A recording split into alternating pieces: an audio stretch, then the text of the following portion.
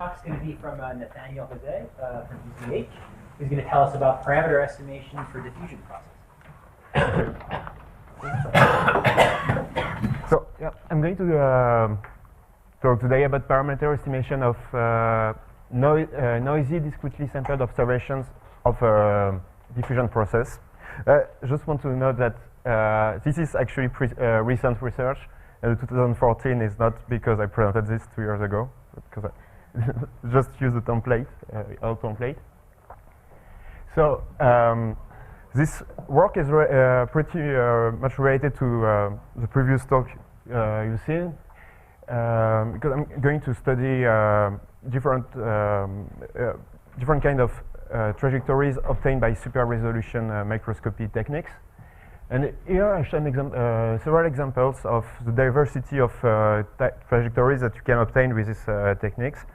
So for instance, here proteins in plant cells, or some proteins that interact with clathrin coated pits, or CRISPR-Cas9 in some cells, and also other trajectories that we studied, HIV structural protein gag, or CV21 calcium channels in presynaptic terminals, or AMPA receptors in dendritic spines and postsynaptic densities. And all these techniques, all these different trajectories were obtained with SPT-PAM or STED or STORM, the techniques that were presented in the previous talk. And in particular, I was mostly interested in super resolution of trajectories of AMPA receptors, which were acquired by SPT-PAM. And typically, those trajectories are very dense, contain and the typical set of trajectories contain 10,000 to 50,000 trajectories, which are also very short, in average 7 consecutive points. And some other characteristics of these trajectories is that they are acquired at a very short time scale, around 50 milliseconds, between each point of the trajectories, and the precision of localization of these trajectories is around 40 nanometers. And this, so these trajectories here are shown on the dendritic spine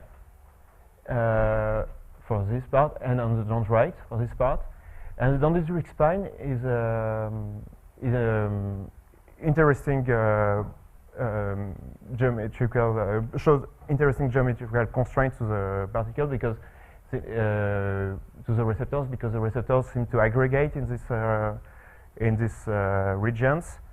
And our goal, main goal, is to distinguish and to estimate the active forces that put the receptors inside of these dendritic spines.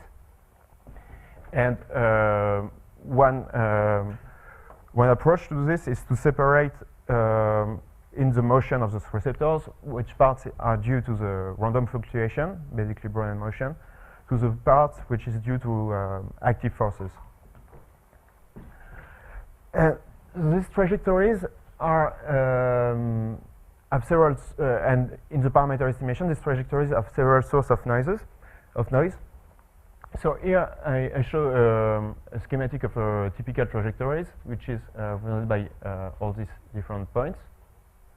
And the trajectory is first subsampled, so it's taken at fixed discrete times, which are represented here by these different points. And the observed trajectories is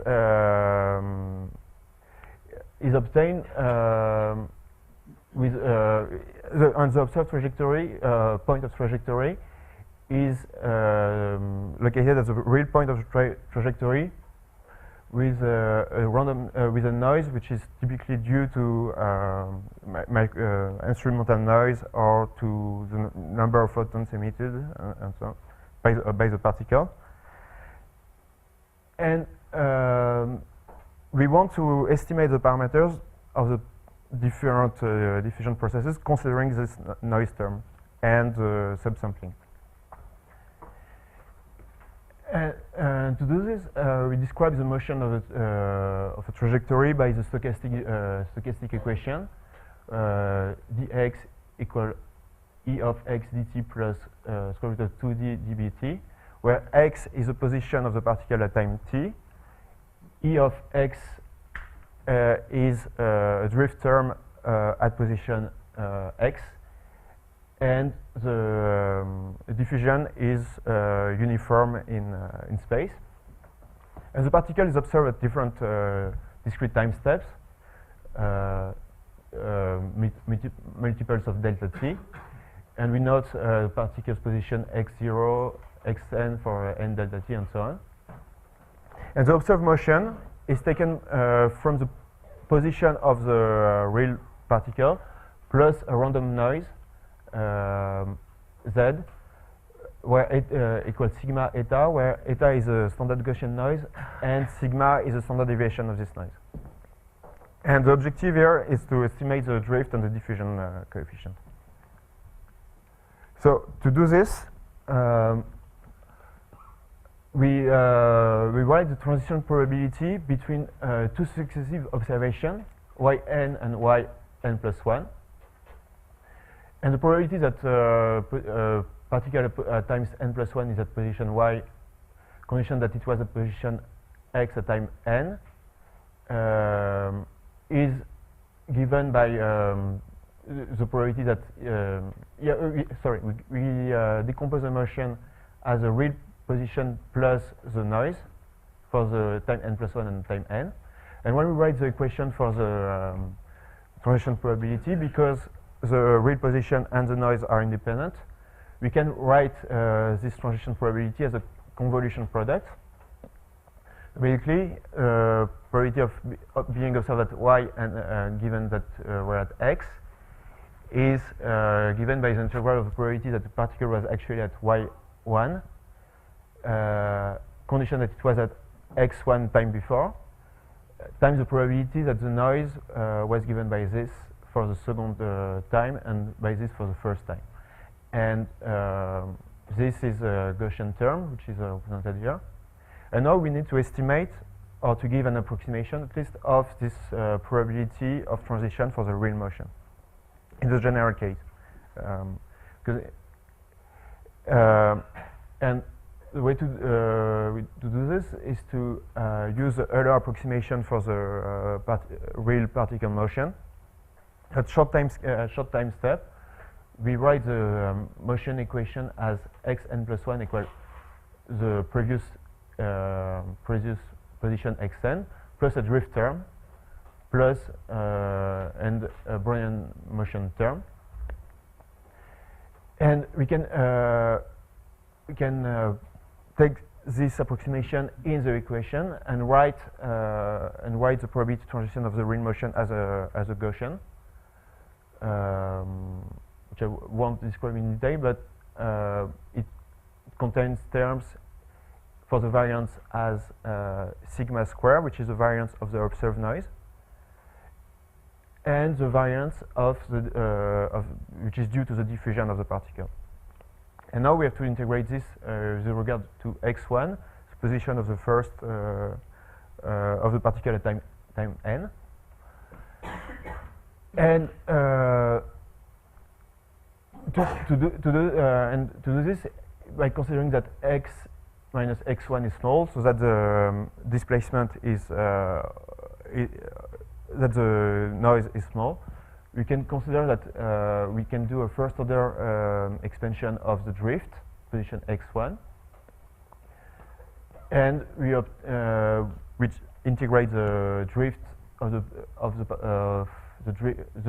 derivative of the drift at position x.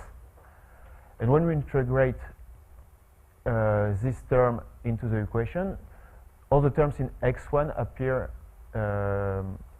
in the exponential, and it becomes quite easy to integrate it. And we finally obtain a Gaussian term with a certain variance that I will go in more details after, and a certain mean. So this is for the probability that the observed motion is at y, given that it was at x at the previous time. And we can we can aggregate this formula into this simpler exponential with a variance sigma 1 square, which is equal to 2 sigma squares plus a derivative of a times delta t plus 2d delta t plus a big O of delta t square. And this variance has several terms. So 2 sigma square, which is the variance due to the noise that affected the first observation and the second observation. A variance due to the diffusion of the particle, and an additional term, 2 sigma squares a prime delta t, which is a derivative of the drift. And and we can also write the translation probability of the observed motion as these new equations, which basically recapitulates the motion of the real particle with a different noise term. And in the following, I will apply these results to simulated Ornstein-Uhlenbeck processes, and I will compare different estimations of the motion parameters. First, some empirical estimators applied to the simulations, then some non-parametric estimators, and finally some parametric estimators using maximum likelihood. And so I will start with empirical estimators and the formula for the drift and the diffusion coefficient of the observed motion. So the drift of the observed motion can be at position x, can be taken as an expectation of the infinitesimal displacement yn plus 1 minus yn divided by delta t, given that the particle was at position x at times n, and this can be written in this form in the integral form as this, and because we obtain this in the approximation, and we obtain that this drift is given by the measured drift for the observed motion is actually the real drift at position x. And similarly, we can obtain the diffusion coefficient at the position x, which is a square of the expectation of the square of the displacement divided by 2 times delta t at position x for the initial position. And this term is given by d plus some plus a bias, which is due to the noise due to the position noise, and this additional noise due to the drift, and it appears as the derivative of the drift. So the way to the method we use to estimate the parameters in the actual trajectories and to have a discrete formula for that recapitulates the previous formulas is to decompose the domain on which a given trajectory is observed. So, for instance, here we have a trajectory which and we divide the domain into small intervals. Here, center xk and length r. And on each of these intervals, we compute the drift and the diffusion coefficient. And we can combine several trajectories for each of these and compute the drift on each of these intervals. So the discrete version of this formula is given by combining all the trajectories indexed x exponent I, trajectories I, that fall for the points that fall in this interval of center xk, compute the infinitesimal displacement, and average this displacement. And we can do the same for the diffusion coefficient by averaging the square displacement. So before showing results for the ocean dynamic process, I will show an estimation of the parameters using first the non-exact transition probability of the ocean dynamic process, and second the approximation of the transition probability for the observed motion, which was given in the first section of the talk. So we consider the ocean dynamic process given by a drift force, attracting force lambda with centered on mu, and the constant diffusion coefficient. And the exact transition probability is given by this formula. So the transition probability for the observed motion is obtained by the convolution product still as of this real exact transition probability for the real motion times the uncertainty on the noise on the observed motion, which is given by this two integrals, two exponentials, and we can integrate this this integral and obtain transition probability of the observed motion, from which we compute the local drift and diffusion coefficients at the time scale of delta t. And the formulas for this are given by these two by these terms. So the drift is equal to this, and the diffusion coefficient is equal to this. In the approximation of in the previous approximation, where we didn't know a priori the transition probability of the real motion, we made this assumption that with the Euler method that the displacement was following a Gaussian and we obtained in this case that the drift at position x is given by minus lambda x minus mu. And this can be actually obtained if we take very short time for the previous formula for the exact transition probability, because if delta t is very small, this becomes lambda plus this becomes lambda. So we obtain this term for the approximation of the drift, and for the diffusion coefficient we obtain this term, which is just the application of what I presented before. Now compare those estimators.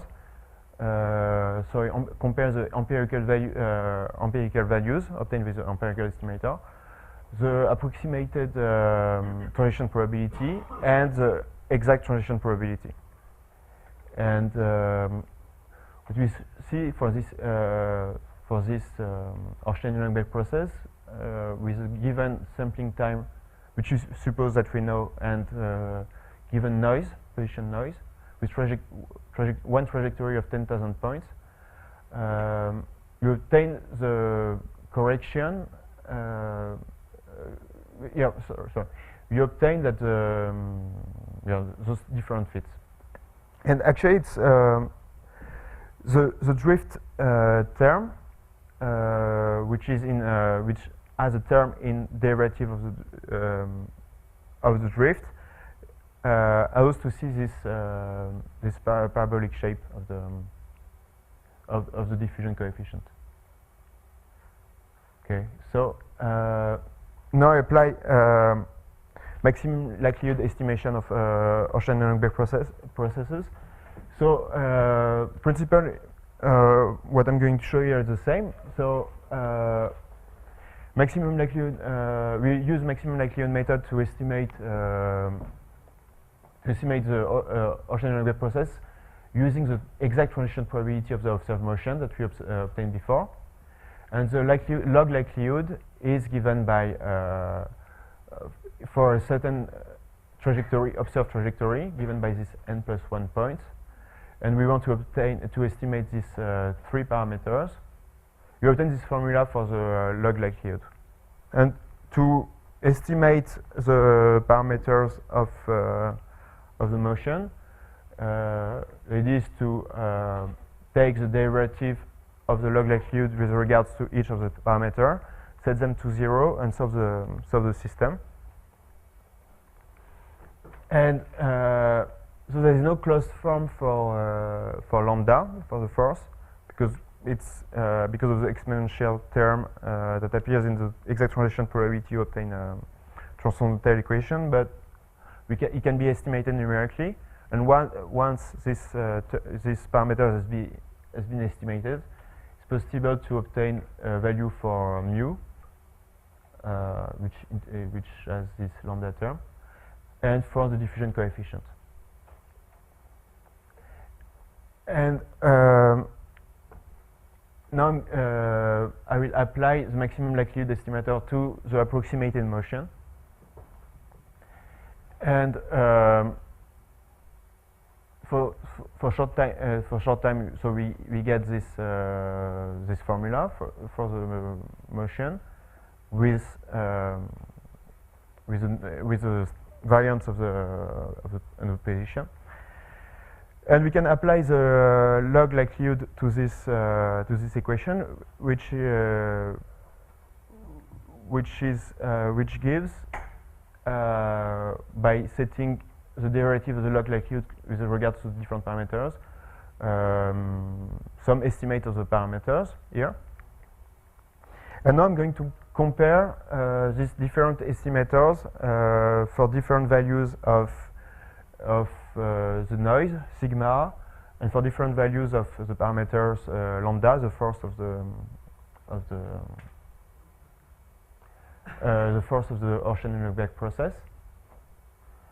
And so the approximated estimator is given in blue, and the envelope is plus minus standard deviation of the estimated parameter. And here I compare deviation to the real value of the different parameters. Sorry, is one of those the maximum likelihood estimator, or is that the? They are both, actually. They are both the maximum likelihood estimators, and in each case I estimate one parameter. For instance, here I estimate mu, here I estimate lambda, here I estimate z, and what varies is lambda. And from top to bottom, this is for a strong noise, sigma square equals 0.1, and 0.01 and 0.001. And what we obtain is we have similar estimator of mu for the approximated and the exact transition probability when lambda varies. But in the case of when we want to estimate lambda, the estimation is not as great when lambda becomes very large. So this is really the exact transition probability estimator, and this is the approximated estimator. But the approximation is, of course, at least better when sigma square the noise decreases. And here, for a strong noise, the estimation of the diffusion coefficient is not. The bias in the estimation of the diffusion coefficient is quite large, even for the real exact transition probability. But the bias disappears for bigger, smaller noise or instrumental noise values. Okay. And now, so I presented the different estimators, and it's possible to write these equations in a different way. So suppose we can start again with the continuous stochastic equation of the real motion, which is given by this term, and the observed motion is here still real motion plus noise,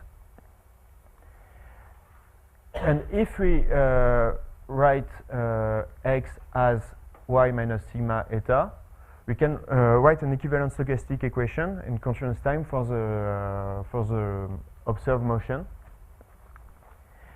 And what we can do here is do a Taylor expansion at order n of the drift term and the diffusion term. So I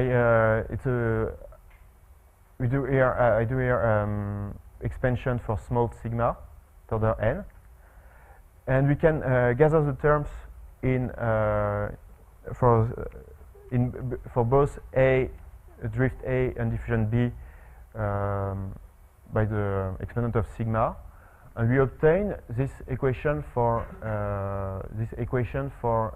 y. So the y prime is given by this drift term plus the term that accounts for the derivative of the drift, second derivative of the drift, and some term of the diffusion, first order, and the diffusion plus derivative of the diffusion, second derivative of the diffusion, and so on.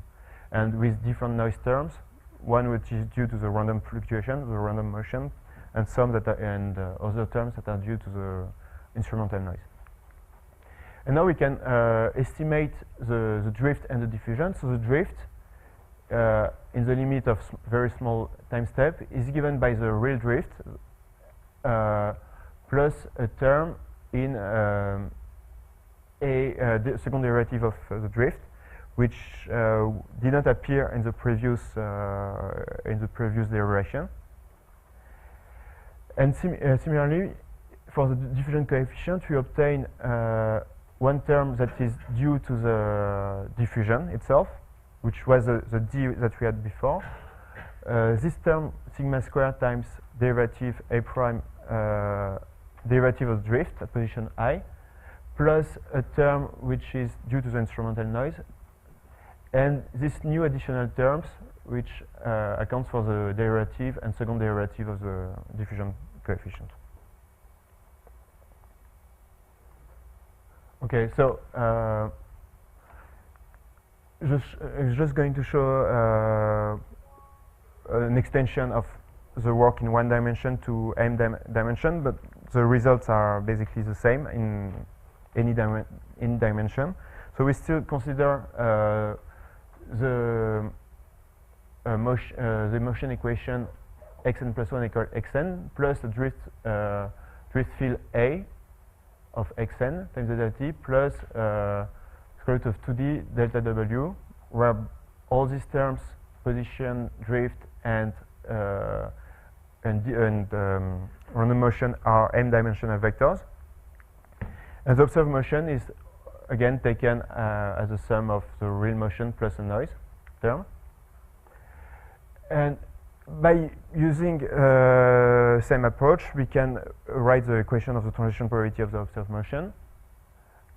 And we obtain that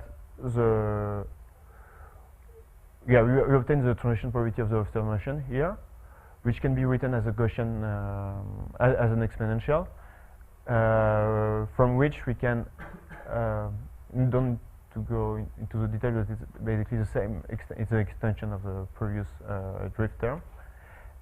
And we can obtain the drift at position x by taking the expectation of this infinitesimal displacement. And we obtain that the drift at position x is given by the when it's measured for at delta t is given by the at this order is given by the real drift. And we can do the same for the diffusion coefficient at position x by taking this integral with the probability transition of the real motion, and we obtain that it is equal to some you can show directly this the real diffusion coefficient plus some noise which are due to the instrumental noise plus the divergence of the drift term times sigma squared divided by the dimension of the process. Okay. So it's just a very natural extension of the first result. So to conclude, we estimated the parameters of a diffusion coefficient of a diffusion process, which was given by dx equal ax, a drift term plus square root of 2d times Brownian motion. And we obtain a new term in sigma squared times derivative of drift, which bias the diffusion coefficient estimation. And a possible extension of this work include some other source of noise. So here I just consider the position noise of the particle and some noise that were due to the subsampling. But there is also some noise which is dynamical noise, which is due to the fact that the particle is the motion of the particle is integrated during the acquisition of its position. So the faster the particle, the more blurry will it be will be its observation. So this term bias both the drift and the diffusion coefficient. And another possible source of noise is that the number of emitted photons by a particle during the course of a single trajectory decreases with time. So the longer the trajectory is, the less it will emit photons until it's not observable anymore. And the position noise is directly, the extent of the position noise is directly related to the number of emitted photons. So we can expect this noise to increase with time. And here we consider diffusion in R or R square or other domains, but the diffusion in confined domains will bring some additional noise, which I didn't consider here, and which could be interesting in the cases of SPT palm trajectories. When we have a lot of trajectory for receptors, it's in small confined domains, such as dendritic spine and so on. So yeah, I'm finished. Thank you.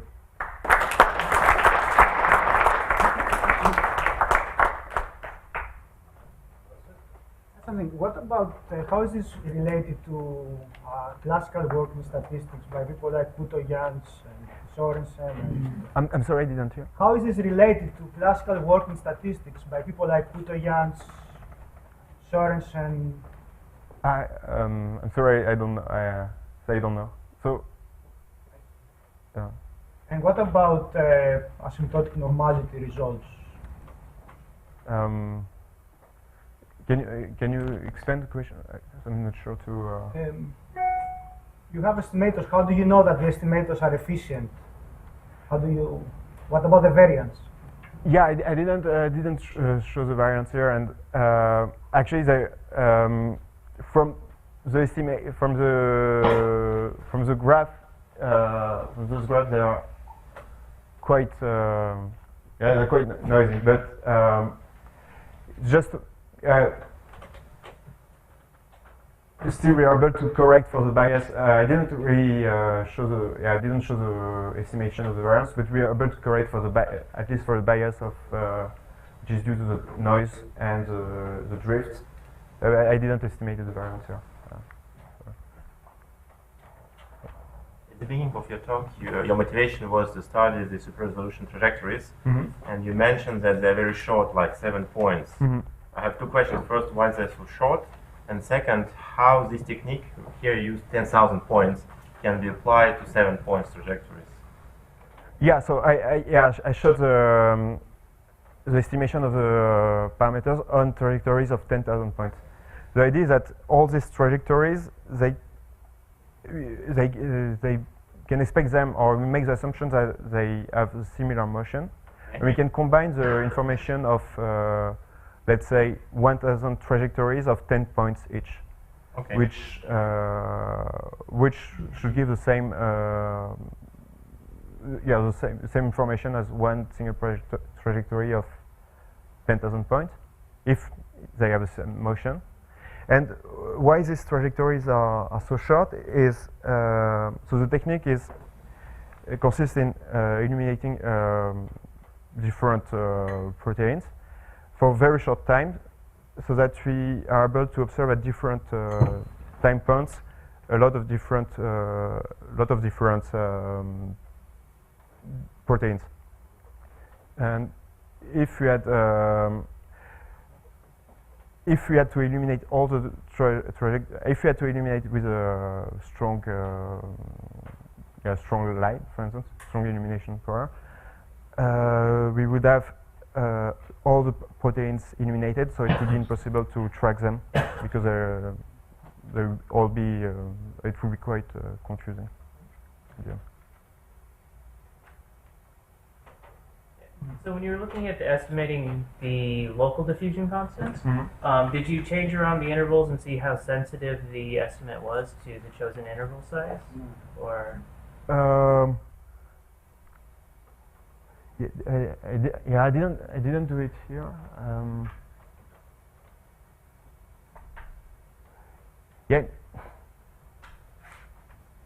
I don't think I did it, but if the diffusion is in if the diffusion is in a confined domain, it should matter a lot. But for this trajectory, for these simulations, I'm not sure it mattered so much. I mean, from what I seen, an important parameter was basically signal to noise ratio, which was the sigma square due to the instrumental noise divided by diffusion coefficients times the time step. So if you increase the time step, actually you might decrease the signal noise ratio. So you mentioned that the noise must be small. Yeah. Small or large compared to what? Yeah. And B, the experiments are really noisy. So it seems that there's a lot of noise in experiments, and the noise is not small. So can you argue on those two questions? So small. There's actually different criteria of small here. So it's maybe what I was just saying in last answer, that we can estimate can have the signal noise define a signal noise ratio as ratio of the diffusion coefficient and the sigma square multiplied by the times subsampling time. And if sigma is small is small compared to diffusion coefficients times delta t, we obtain better estimates of the parameters. And your second question? And what, your experiments look really noisy. Yeah. Yeah. Would it be applicable there, actually, with this condition of really small noise?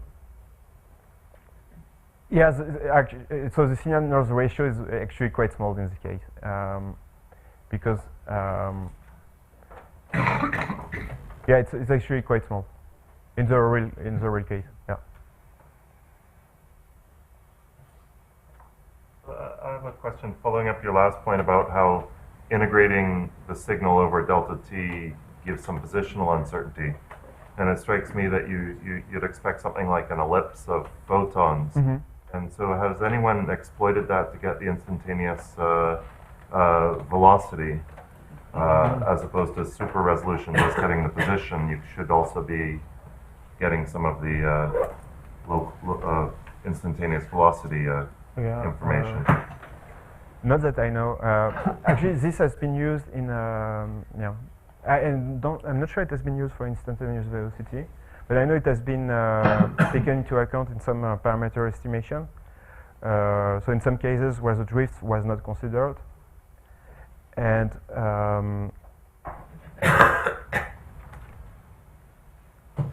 And it may not be Yeah. helpful in what you're doing because you're comparing the net displacement over Yeah. big intervals, but you should get some extra information about the trajectory. Yeah, possibly. I heard Yeah. discussed. Yeah, if you can see all. A spread. Yeah, I don't know if people would did this. Yeah. Any other questions? Okay, thanks.